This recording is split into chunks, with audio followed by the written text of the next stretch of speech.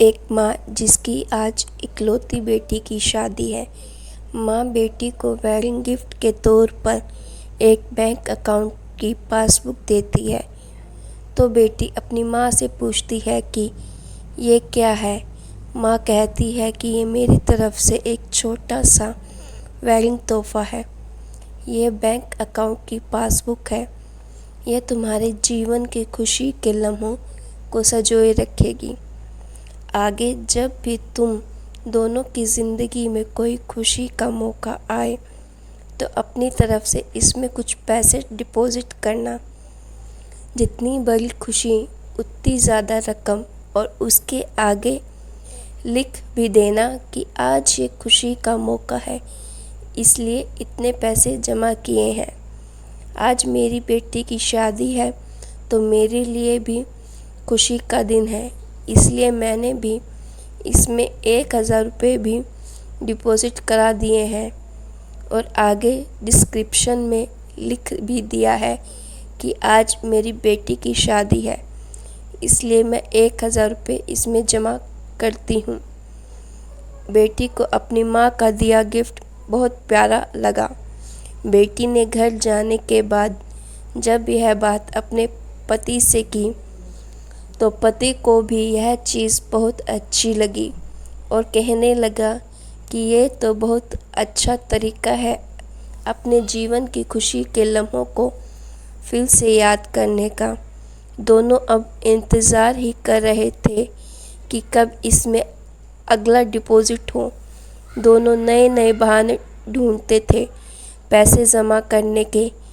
कभी कि आज हम बाहर खाना खाने, इसलिए 300 रुपये। आज पहली बार शॉपिंग करने गए, इसलिए 500 रुपये। आज हस्बैंड का जन्मदिन है, 800 रुपये। आज वाइफ का जन्मदिन है, इसलिए 800 रुपये। ऐसे करते करते उसमें एंट्रीज भी बढ़ती गई और अमाउंट भी, और उसमें काफ़ी पैसे इकट्ठा हो गए थे।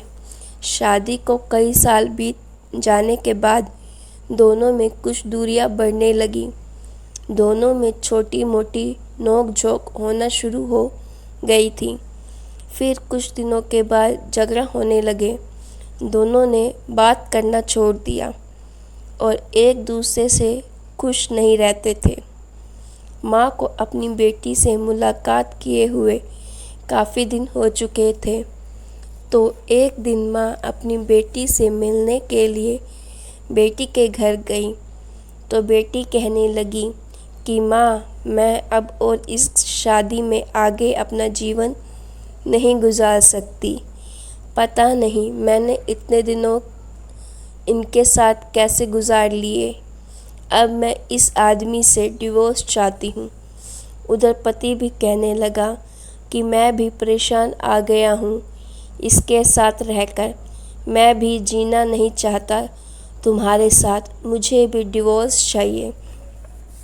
माँ ने कहा, ठीक है, तुम दोनों अलग हो जाना, लेकिन याद है मैंने तुम्हारी शादी के दिन तोहफे में एक पासबुक दी थी। बेटी पासबुक निकाल कर लाई तो उसमें देखा कि उसमें बहुत पैसे जमा हैं। माँ ने कहा, जब शादी इतनी ही बुरी थी तो पहले अपनी शादी से जुड़ी कोई भी याद अपने पास नहीं रखनी चाहिए। पहले इसमें जमा रकम को खर्च करना होगा, फिर तुम डिवोर्स ले सकते हो। दोनों ने कहा, ठीक है। और अगले ही दिन बेटी पासबुक लेकर बैंक जाती है पैसे निकालने के लिए। बैंक में पैसे निकालने वालों की लाइन लगी थी, तो बेटी भी लाइन में खड़ी हो गई। अब खड़े हुए काफ़ी देर हो गई थी। बेटी ने खड़े खड़े ही पासबुक खोली और देखने लगी कि इसमें कब कब पैसे जमा किए थे। बेटी देखते ही देखते उसे पता ही नहीं चला कि कब उसकी आंख भर आई। अपने बीते लम्हों को याद करके जो उसने अपने पति के साथ बिताए गए थे, जिसे वो आज डिवोर्स देने चली थी। बेटी बिना पैसे निकाले वापस घर आ गई और अपने पति से कहने लगी कि मुझसे नहीं हो पाएगा ऐसा करो, तुम ही जाकर इसमें जमा सारे पैसे खर्च कर दो। पति ने कहा ठीक है, और पति बैंक गया, लाइन में खड़ा हो गया। उसकी नज़र भी पासबुक पर पड़ी और उन सारे खुशी के लम्हों पर पड़ी जो उसने अपने उस पत्नी के साथ बिताए थे जिसे वो आज तलाक देना चाहता है। अपने जीवन के सबसे हसीन लम्हों को याद करके पति की भी आंखें भर आई और वो भी लाइन से निकल गया। पति घर आया और पासबुक अपनी पत्नी के हाथ में दी तो पत्नी पासबुक में देखती है कि उसमें आज ही के दिन 5,000 रुपये जमा हुए हैं और उसके आगे लिखा है कि आज खुशी का दिन है कि मुझे एहसास हो चुका है कि वो उसे छोड़ने जा रहा था जिससे वो सबसे ज़्यादा प्यार करता है। मैंने फ़ैसला कर लिया है कि अब बाकी की सारी ज़िंदगी उसी के साथ बिताना चाहता हूँ। यह देखकर दोनों की आंखें भर आई और गले लगकर खूब रोए और प्रॉमिस किया कि अब वो कभी नहीं लड़ेंगे। तो गाइज़, आपको मेरी ये छोटी सी स्टोरी कैसी लगी? अगर आपको मेरी ये स्टोरी अच्छी लगी है तो इस स्टोरी को लाइक कीजिए और आपके स्टोरी को लेकर जो भी राय है प्लीज़ कमेंट बॉक्स में ज़रूर दीजिएगा।